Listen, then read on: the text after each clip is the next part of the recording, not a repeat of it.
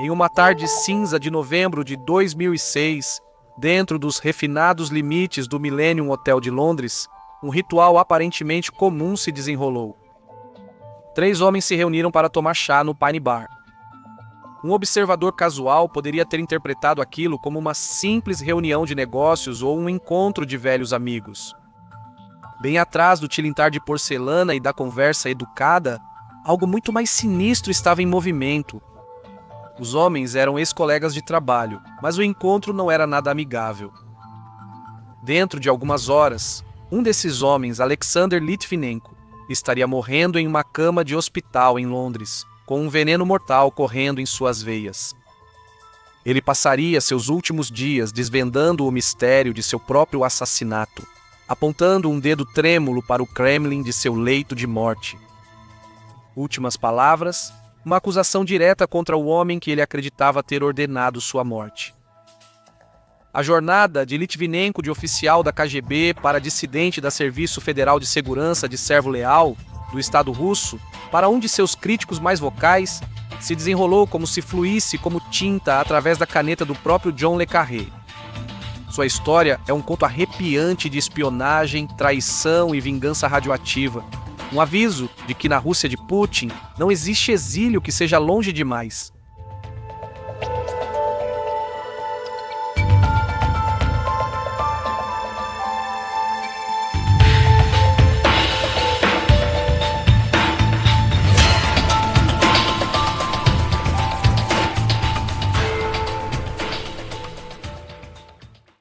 Alexander Sasha Litvinenko nasceu no 4 de dezembro de 1962 na cidade industrial russa de Voronezh, no que era então a União Soviética. Era uma época de relativa estabilidade na União Soviética sob Nikita Khrushchev, quando os piores excessos do stalinismo haviam recuado, embora as estruturas rígidas do sistema soviético permanecessem firmemente em vigor. Os pais de Alexander eram Walter e Svetlana, mas sua família se desfez após seus pais se separarem e se divorciarem quando ele ainda era um bebê. O divórcio dos pais fez Sasha passar a infância em várias cidades soviéticas, mas aos 12 anos ele se estabeleceu mais permanentemente com os avós em Naushik. Esta região montanhosa, aninhada à sombra da Cordilheira do Cáucaso, expôs o jovem Litvinenko à complexa tapeçaria étnica da periferia soviética. Seu avô, um veterano do que os soviéticos chamavam de Grande Guerra Patriótica, incutiu em Litvinenko noções precoces de patriotismo e serviço ao Estado. A adolescência do jovem Alexander foi moldada pela ênfase do sistema educacional soviético na disciplina, aptidão física e conformidade ideológica. Ele concluiu sua educação secundária em 1980, aos 17 anos, mas sua tentativa inicial de garantir uma vaga na universidade não teve sucesso. Esse revés acadêmico redirecionou seu caminho para o serviço militar. Modelando-se após seu avô, ele se alistou no exército soviético, um mês antes da data obrigatória de recrutamento. E assim, Sasha Litvinenko foi direcionado para uma carreira nos serviços de segurança soviéticos e depois russos. Entre 1981 e 1985, ele frequentou uma academia militar especializada na Ossétia do Norte. Durante seu treinamento em 1983, ele conheceu e casou com sua primeira esposa, Natália. A trajetória profissional de Litvinenko teve uma virada decisiva em 1988, quando ele foi transferido para uma divisão especializada dentro do Ministério do Interior em Moscou. Essa mudança o posicionou no nexo da segurança interna soviética em um momento de profunda significância histórica, enquanto a União Soviética estava à beira de sua existência. Foi no Ministério do Interior que Litvinenko foi identificado e recrutado pela KGB, o formidável Comitê de Segurança do Estado. Sua primeira tarefa foi em contra-inteligência militar, trabalhando em um departamento encarregado de monitorar e garantir a lealdade dentro das estruturas militares soviéticas. O papel exigia um perfil psicológico bastante específico para ter sucesso: vigilância à beira da suspeita, atenção às mínimas desvios de comportamento e compromisso inabalável com o paradigma de segurança soviético. O período de seu serviço na KGB coincidiu com a crise terminal do sistema soviético. Em 1991, o golpe de agosto fracassado contra Mikhail Gorbachev acelerou a dissolução da União Soviética. Esse cataclismo institucional exigiu a reorganização do aparato de segurança soviético. O outrora monolítico KGB foi desmantelado em novembro de 1991 e a unidade de Litvinenko foi incorporada ao recém-criado Serviço Federal de Contra-Informação, que mais tarde seria renomeado como Serviço Federal de Segurança em 1993 e que ainda existe até hoje. A mudança de KGB para Serviço Federal de Segurança não foi apenas uma renomeação, refletiu a complicada relação da nova Federação Russa com seu passado soviético, distanciando-se simultaneamente de certos aspectos enquanto preservava as principais metodologias operacionais e redes de pessoal. Em 1991, Litvinenko se encontrou trabalhando em um departamento cuja missão era combater o crime organizado, a corrupção e o terrorismo. Apesar da carreira promissora, o casamento de Litvinenko com Natalia estava por um fio. Em 1993, o casal se tornou distante e, em junho daquele ano, Litvinenko conheceu sua futura segunda esposa, Marina. Ela era uma professora de dança de salão que ele conheceu enquanto trabalhava em um caso como oficial sênior da Serviço Federal de Segurança. Eles logo foram morar juntos e, no verão de 1994, deram as boas-vindas ao seu primeiro filho, Anatoly. Justo quando Sasha Litvinenko estava reconstruindo sua vida pessoal, o destino o apresentou a um homem que moldaria profundamente sua vida profissional, um bilionário controverso cujo nome logo se tornaria entrelaçado com poder e perigo. Nascido em Moscou em 1946, Boris Berezovsky era um oligarca russo emergente cuja trajetória, primeiro de matemático a cientista do governo a bilionário empresário, exemplificava a caótica transformação econômica da Rússia pós-soviética. Berezovsky fez sua primeira fortuna após fundar a concessionária de carros Logovaz no final dos anos 80. Ele diversificou para a transmissão de televisão, companhias aéreas e indústria petrolífera. Nos anos 1990, apenas a influência política de Berezovsky igualava sua riqueza. Operando a partir do clube Logovaz em Moscou, seu centro nervoso, ele se destacou como um dos principais oligarcas daquele período, firmemente posicionado no círculo íntimo do presidente Boris Yeltsin.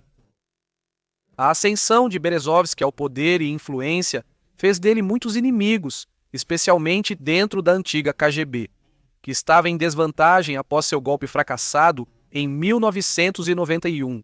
Em um esforço para cortar seus inimigos pela raiz, Berezovsky instou Yeltsin a controlar a nova Serviço Federal de Segurança e a excluir ex-operativos da KGB de altos cargos. Mas, como diz o ditado, é bom manter seus amigos por perto e seus inimigos ainda mais perto.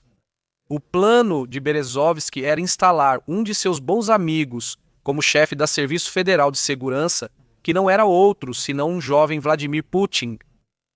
A relação entre Berezovsky e Putin iniciou-se nos anos 1990 em São Petersburgo, quando Putin trabalhava para o prefeito e Berezovsky buscava expandir seu negócio de concessionárias de carros.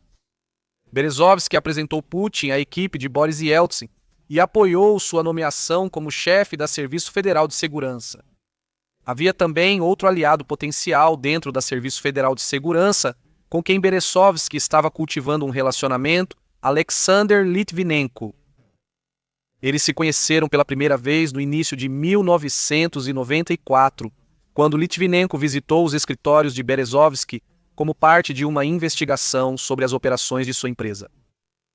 Apesar de interações breves, seus destinos logo se tornariam inextricavelmente ligados. Mais tarde, em 1994, Boris Berezovsky deixou o clube Logovaz como de costume em seu Mercedes-Benz, acompanhado por seu motorista e um guarda-costas. De repente, uma bomba de carro explodiu, uma tentativa de assassinato. Embora gravemente ferido, Berezovsky sobreviveu ao ataque. Seu motorista morreu na hora, enquanto seu segurança e 6 pedestres ficaram gravemente feridos. Berezovsky passou as 2 semanas seguintes se recuperando na Suíça, onde Litvinenko foi rapidamente enviado. O Serviço Federal de Segurança usou o ataque como pretexto para investigar mais a fundo os negócios do oligarca e monitorar suas atividades. Contrariando as expectativas de seu chefe, Litvinenko e Berezovsky logo se tornaram amigos íntimos. Então, alguns meses depois, em 1995, um popular apresentador de televisão russo e novo diretor-geral da primeira estação de televisão da Rússia, Vladislav Litsaev, foi morto a tiros no corredor de seu apartamento em Moscou em um suposto atentado. A suspeita recaiu sobre Berezovsky, que desempenhou um papel fundamental na criação da Общественное Rossiyskoye Televidenie e efetivamente a controlava. Quando a polícia de Moscou chegou para prender Berezovsky, foi Litvinenko quem interveio, ameaçando os oficiais com sua arma e chamando o chefe do Serviço Federal de Segurança, forçando a polícia a recuar. Essa intervenção dramática rendeu a gratidão duradoura de Berezovsky e consolidou a relação deles.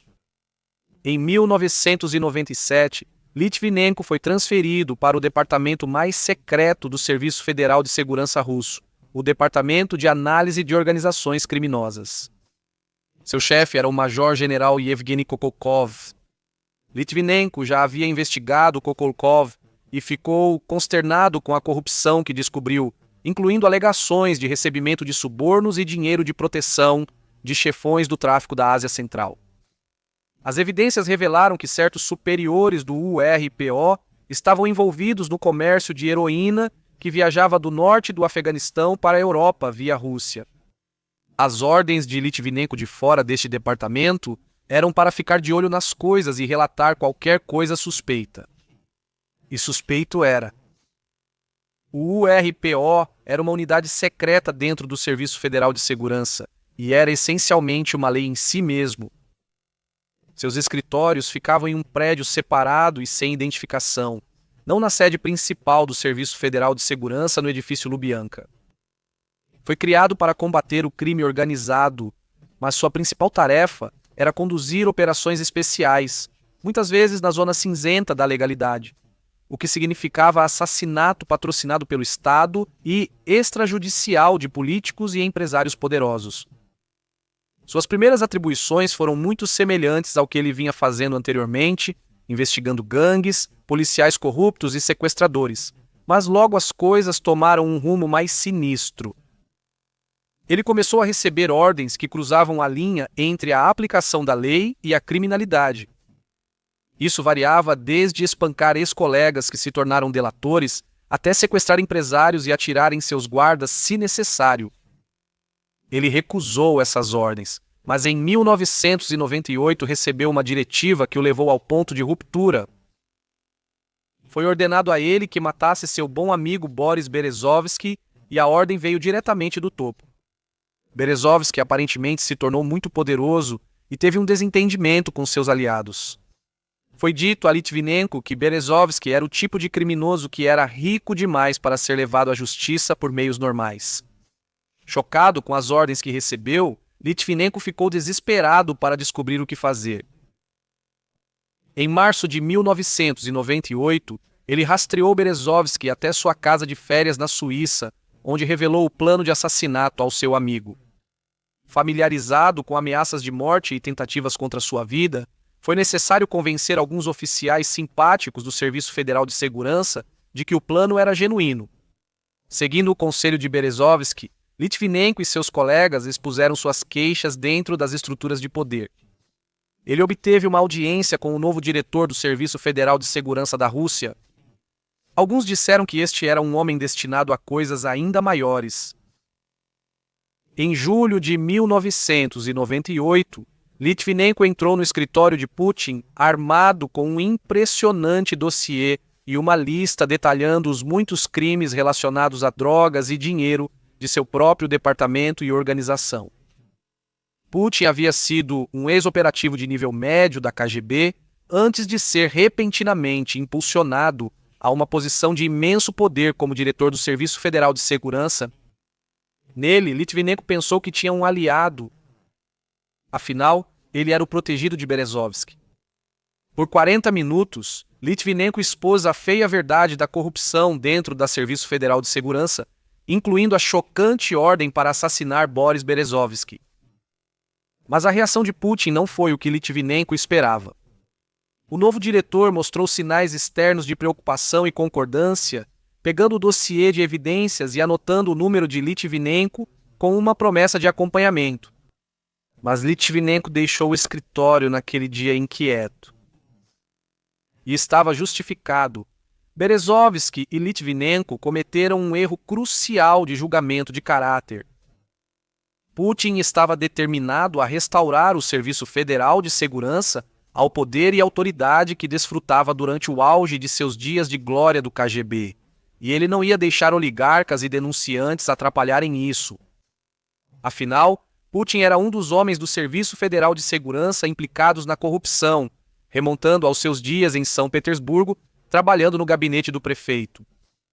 No momento em que deixou a sede do Serviço Federal de Segurança, Putin ordenou que seu Departamento de Assuntos Internos voltasse sua atenção para o próprio Litvinenko, lançando uma investigação criminal e operação de vigilância.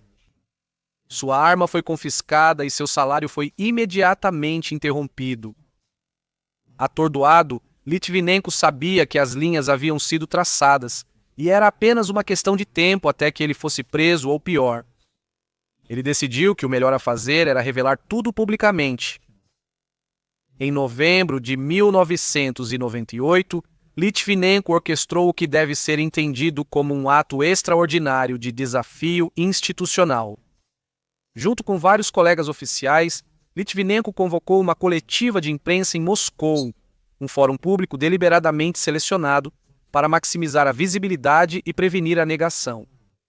Diante dos jornalistas reunidos, ele sistematicamente desconstruiu as falhas de liderança do Serviço Federal de Segurança e divulgou uma série de diretrizes ilícitas que havia recebido, mais notavelmente a ordem para assassinar Boris Berezovsky. A crítica pública que ele distribuiu naquele dia foi vista pelo Serviço Federal de Segurança e pelo Estado russo não apenas como uma indiscrição profissional, mas como um ato que se aproxima da traição. A coletiva de imprensa usou estrategicamente a visibilidade da mídia como uma forma de seguro pessoal, apostando que a exposição pública proporcionaria algum grau de proteção contra represálias imediatas. O que se seguiu para Sasha Litvinenko só pode ser descrito como um inferno vivo. Ele foi imediatamente demitido do Serviço Federal de Segurança, então no dia 25 de março de 1999, ele foi preso por oficiais do Serviço Federal de Segurança e foi acusado de abusar de sua posição e agredir um suspeito durante uma operação anterior. Litvinenko foi confinado na instalação especializada de detenção do Serviço Federal de Segurança em Lefortovo, em Moscou. Esta prisão, com seu legado histórico remontando às purgas stalinistas, manteve sua significância psicológica como um local onde os elementos mais problemáticos do Estado eram processados.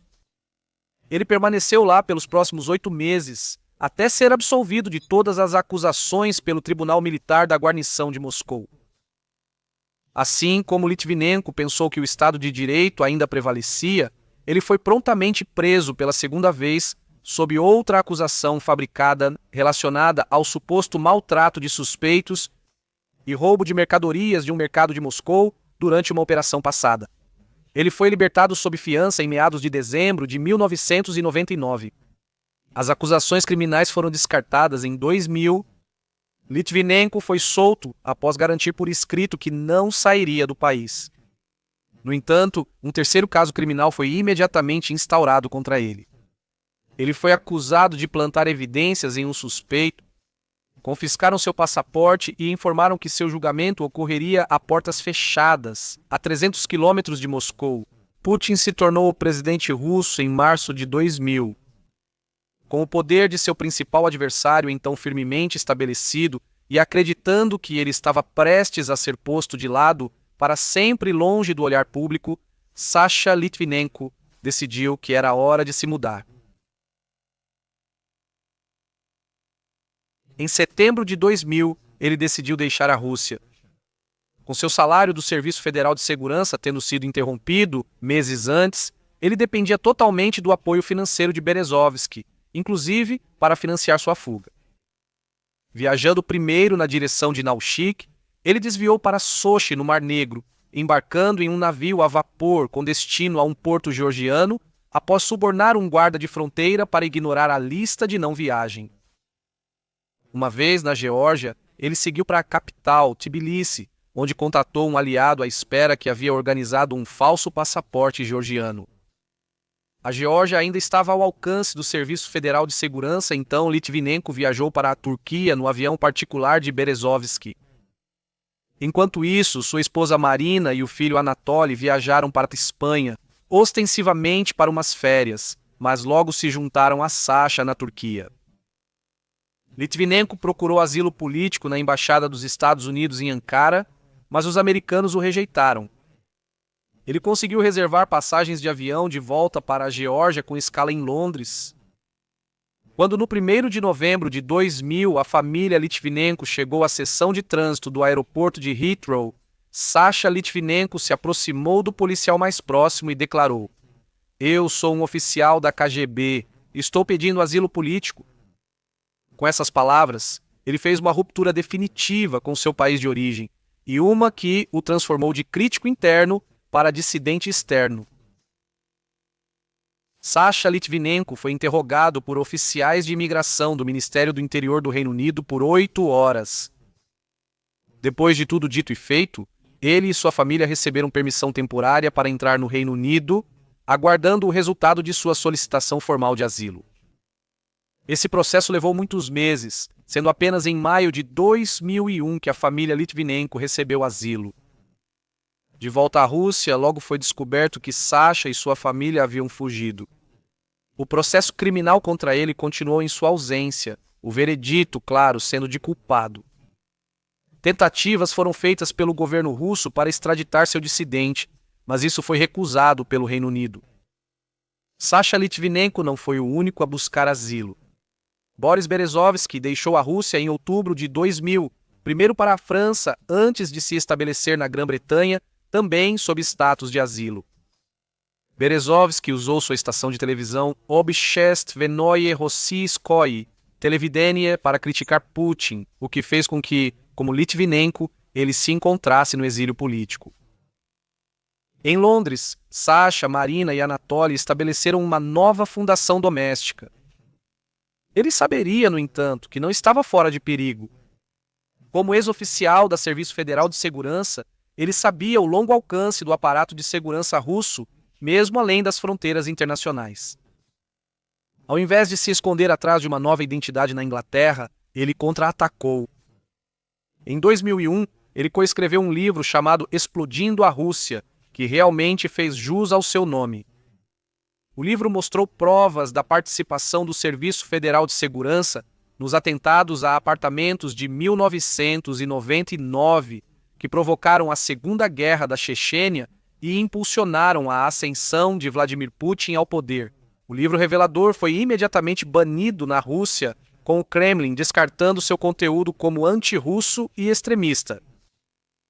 Quando não estava escrevendo livros bombásticos, ele trabalhava como consultor de segurança privada para o Military Intelligence, pelo qual recebia uma taxa mensal de 2.000 libras. Sob este acordo, ele também consultou várias outras agências de aplicação da lei europeias na Estônia, Geórgia e Espanha. Com o tempo, as posições políticas de Litvinenko se endureceram.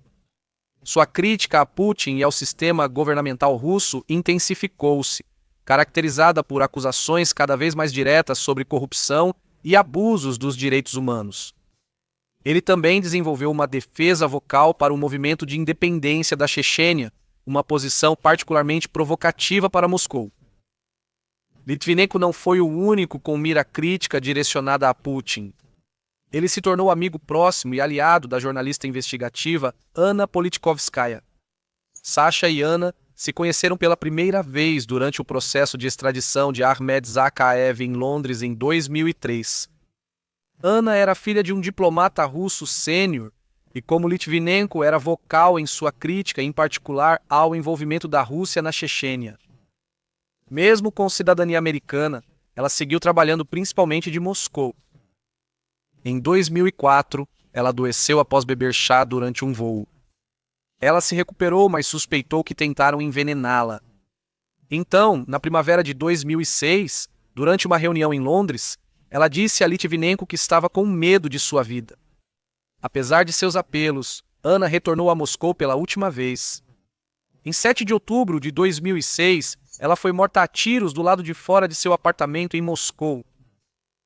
Devastado pela perda e o que era claramente um ataque organizado, em um serviço memorial em Londres no dia 13 de outubro de 2006, Litvinenko atribuiu publicamente a culpa pelo assassinato a Vladimir Putin.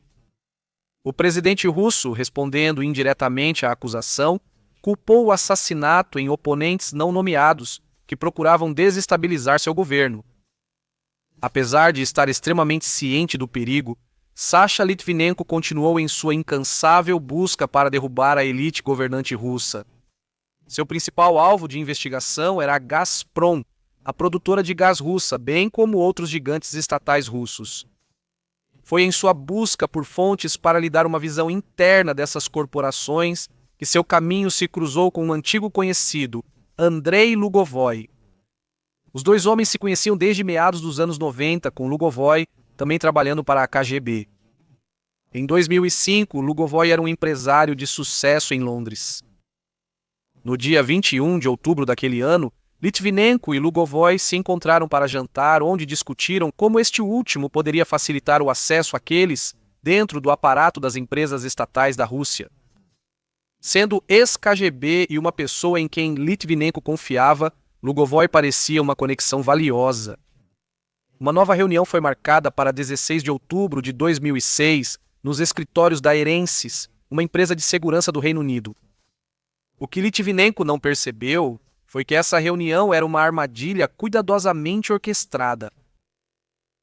Chegando naquele dia no aeroporto de Gatwick, em Londres, junto com André Lugovoy, estava seu amigo e associado Dmitry Kovtun. Eles passaram pela alfândega e segurança sem incidentes e fizeram o check-in no Hotel Best Western, na Avenida Shaftesbury. Eles carregavam consigo um pequeno frasco contendo um veneno mortal, polônio 210. Descoberto por Marie e Pierre Curie em 1898 e nomeado em homenagem ao seu país de origem, Polônia, o polônio 210 é um isótopo altamente radioativo que emite principalmente partículas alfa. Essas partículas não penetram a pele ou o papel, sendo detectáveis apenas com equipamentos altamente especializados. 250 mil vezes mais tóxico que o cianeto de hidrogênio, tudo o que é necessário é um micrograma para matar um adulto. Quando ingerida, a substância fornece uma dose letal concentrada de radiação aos órgãos internos, mantendo indicadores externos mínimos. Isso a torna ideal para uma operação secreta destinada a enviar uma mensagem clara. Era a intenção de Lugovoy e Kovtun, naquele dia, colocar algumas gotas do veneno incolor na bebida de Litvinenko. A reunião deles durou menos de 1 hora. Chá foi servido, mas ou não foi bebido ou os assassinos não conseguiram executar seu plano. Eles conseguiram apenas contaminar o quarto do hotel e a mesa em que estavam sentados com Litvinenko e outro homem da Irensis.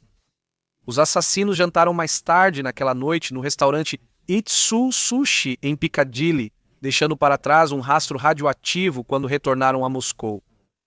No dia 25 de outubro, Lugovoy retornou a Londres sozinho, hospedando-se no Hotel Sheraton em Park Lane. Ele se encontrou novamente com Litvinenko no bar Palm Court do hotel, mas novamente falhou em administrar o veneno. Uma toalha de mão foi encontrada mais tarde presa em um duto de porão no hotel, mostrou uma alarmante contagem de 10 mil por segundo de radiação de polônio. Os assassinos foram incrivelmente descuidados com o que provavelmente era o veneno mais caro do mundo, e sem dúvida aqueles que os contrataram para o trabalho não ficaram impressionados. Eles logo retornariam, no entanto, para uma última e fatídica tentativa. Na manhã do dia 31 de outubro de 2006, Lugovoy começou seu dia visitando o escritório de Boris Berezovsky, um homem que confiava implicitamente em Lugovoy. Ao partir, Lugovoy deixou vestígios de polônio 210 no sofá de couro onde sentou. Em seguida, ele e Kovtun se reuniram novamente com Litvinenko mais tarde naquele dia no escritório da Orenses em Mayfair. Eles vieram novamente armados com o veneno, mas a sorte ou talvez os instintos de Litvinenko intervieram. Uma mão desajeitada, um copo chacoalhado, e o polônio perdeu seu alvo mais uma vez, respingando em vez disso em uma mesa de pano verde baize. Depois disso, e de volta ao seu quarto de hotel, um frustrado Lugovoy derramou mais do precioso veneno pela gaveta do seu banheiro. E então veio o 1º de novembro de 2006, o dia que gravaria para sempre o nome de Litvinenko nos anais da espionagem moderna e da geopolítica. Naquela manhã, ele saiu de casa em Muswell Hill às 11h30, pegando um ônibus para o centro de Londres. Próximo ao meio-dia, ele se encontrou com Mario Scaramella, um consultor de segurança italiano, no restaurante Itsu Sushi, em Piccadilly. Scaramella afirmou que havia obtido uma lista de alvos de assassinato que incluía os nomes de ambos. A conversa sussurrada dos homens terminou por volta das 15h. Por volta das 5 da tarde, Litvinenko entrou no Pine Bar no Millennium Hotel, em Mayfair. Lugovoy e Kovtun já estavam esperando. Eles se sentaram em uma mesa tranquila, discretamente escondida no fundo. Bebidas foram pedidas. Litvinenko, sempre uma criatura de hábitos, escolheu chá verde. Foi naquele momento, o tilintar da porcelana, o rodopio do chá na chaleira, que o plano deu certo. Enquanto Litvinenko bebia, ele comentou que o chá tinha um gosto um pouco estranho. Foi um comentário passageiro. O que ele não podia saber era que a chaleira continha uma dose de polônio 210 grande o suficiente para matar 100 homens. Mais tarde naquela noite, alheio ao veneno que então corria por seu sistema, Litvinenko voltou para casa para comemorar com sua esposa Marina. 6 anos após a dramática fuga da Rússia, eles se tornaram cidadãos britânicos horas antes. Marina preparou seu prato predileto. Eles celebraram um novo começo. A celebração foi breve. Horas depois, Litvinenko começou a vomitar violentamente. Os sintomas vieram rápido e forte. Náusea, dor, suor profuso. Ele suspeitou de imediato de envenenamento. Não uma intoxicação alimentar, não um vírus estomacal, mas algo mais sombrio e deliberado. O calvário médico de Litvinenko duraria as próximas 3 semanas. Inicialmente admitido no Hospital Barnet no dia 3 de novembro, sua condição piorou apesar da intervenção médica intensiva. Em 17 de novembro, ele foi transferido para o Hospital Universitário College devido ao agravamento de seus sintomas. Especialistas médicos lutaram para identificar a toxina específica responsável por sua condição. Apenas nas últimas horas de sua vida, testes especializados pelo estabelecimento de armas atômicas revelaram a presença de polônio 210 em seu sistema, momento em que a radiação já havia causado danos irreversíveis aos seus órgãos vitais. Mesmo se detectado antes, provavelmente pouco poderia ser feito para salvá-lo. Entre os dias 18 e 20 de novembro, enquanto lutava pela sua vida, Litvinenko concedeu entrevistas à Scotland Yard. Ele nomeou Scaramella, Lugovoy e Kovtun como possíveis envenenadores. Scaramella foi logo descartado. Ficou claro que o Serviço Federal de Segurança russo, e possivelmente até mesmo Putin, ele mesmo, estavam por trás do envenenamento. No dia 21 de novembro, enquanto estava em seu leito de morte na unidade de terapia intensiva, ele ditou uma declaração com a ajuda de seu advogado George Minnis. Nele, ele acusou expressamente o presidente russo Vladimir Putin de ordenar seu assassinato, um ato final de desafio que garantiu que sua morte teria significado político além da tragédia pessoal. Sua declaração dizia, em parte, você pode conseguir silenciar um homem, mas o grito de protesto de todo o mundo vai reverberar, Sr. Putin, em seus ouvidos pelo resto de sua vida. Alexander Sasha Litvinenko então morreu às 8h51 da noite, no dia 23 de novembro de 2006, seu terceiro ataque cardíaco, sendo a culminação final da síndrome de radiação aguda. Seu funeral ocorreu no dia 8 de dezembro de 2006, no cemitério de Highgate, em Londres. Seu corpo teve que ser colocado em um caixão especial selado, fornecido pela Agência de Proteção à Saúde devido à radioatividade. A casa da família foi isolada devido à contaminação radioativa e a Scotland Yard designou 2 oficiais para proteger Marina e Anatoly. O rastro radioativo deixado pelos assassinos Lugovoy e Kovtun levaria os investigadores de volta a Moscou, mas a justiça permaneceria distante. Isso não foi apenas um assassinato, foi uma mensagem em radiação espalhada pelas ruas de Londres.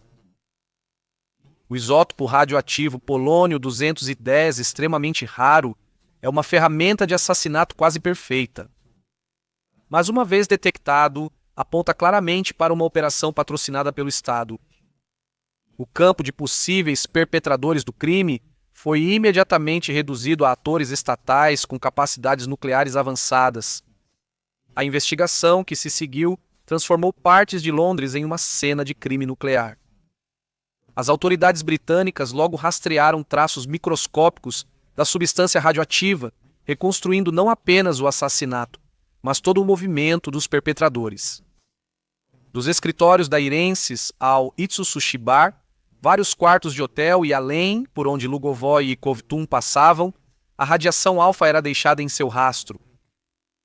Quando os promotores britânicos acusaram Lugovoy e Kovtun de assassinato em 2007, a resposta do governo russo foi reveladora. Eles negaram a extradição por razões constitucionais.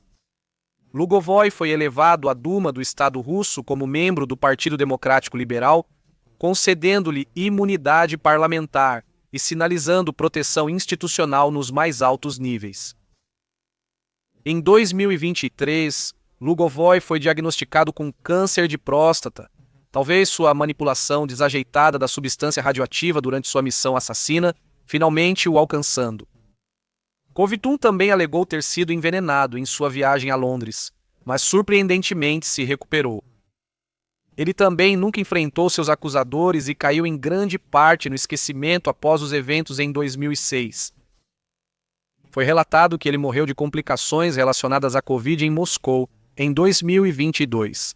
O inquérito público, defendido pela viúva de Sasha, Marina, mas longamente adiado até 2015 devido a muitos obstáculos políticos e judiciais, foi presidido por Sir Robert Owen. Ele entregou conclusões notavelmente específicas. Além de dúvidas razoáveis, a investigação determinou que Litvinenko foi envenenado com a aprovação explícita do Estado russo, com evidências sugerindo envolvimento direto do diretor do Serviço Federal de Segurança Nikolai Patrushev e provavelmente do próprio presidente Vladimir Putin. A eliminação de Litvinenko foi motivada por muito mais do que silenciar um único crítico. Suas acusações públicas sobre o envolvimento do Serviço Federal de Segurança em bombardeios de apartamentos, alegações de conluio do Serviço de Segurança com o crime organizado e defesa da independência da Chechênia o posicionaram como uma ameaça significativa à narrativa cuidadosamente construída pelo Estado russo. A resposta da Rússia ao assassinato e às acusações de seu envolvimento foi em grande parte de negação, contra-acusação e obstrução. Eles disseram que o polônio-210 era um veneno muito conspícuo para ser usado, argumentando que o assassinato foi uma trama orquestrada pela inteligência britânica. Ainda vivendo em Londres, Marina Litvinenko permaneceu uma voz ativa contra o regime de Vladimir Putin, defendendo a justiça e a responsabilidade política. O confidente e benfeitor de longa data de Sasha, Boris Berezovsky, morreu em sua casa em Londres em 2013. Uma autópsia confirmou sua causa de morte como enforcamento. Se ele tirou a própria vida ou se foi jogo sujo, permanece um mistério. A história de Alexander Litvinenko é simultaneamente profundamente pessoal e profundamente geopolítica. Uma vida que começou nos últimos anos do Império Soviético e terminou em um ato que estressaria as relações internacionais por anos.